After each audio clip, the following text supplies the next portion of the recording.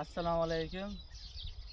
Ushbu loyihamiz Xalq banki tomonidan Qashqadaryo viloyati Kasbi tumani Mustaqilot mehida 57-48 konturda amalga oshirilmoqda. Bu yerda sabzi ekilgan. Maydon hajmi 10 gektar, uzunligi 145 metr, eni 174 metr. Bu yerda ekinlar zamonaviy usul bilan parvarishlanmoqda. Hozirda ekinlar yaxshi holatda yetishtirilgan. Yetishtirish jarayonida sug'oriladi, tabiiy va mineral o'g'itlar bilan oziqlantiradi. Ushbu loyiha 11 ta dehqon xo'jaligiga biriktirilgan. Loyiha samarali amalga oshirilishi uchun lider tadbirkori Moybuloq NTJ ishlab chiqarish kooperativi Husan Momoshayev biriktirilgan.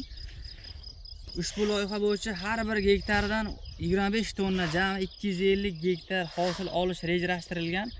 Mazkur ekin yig'ishtirib olingandan so'ng ikkinchi ekinga ham loyiha loviya, mosh, dukkakli don mahsulotlari yetishtirish reja qilingan. Bu orqali yuqori daromadli ekin turini ekish yer egalarini daromadlarini yanada oshirish rejalashib kelinmoqda.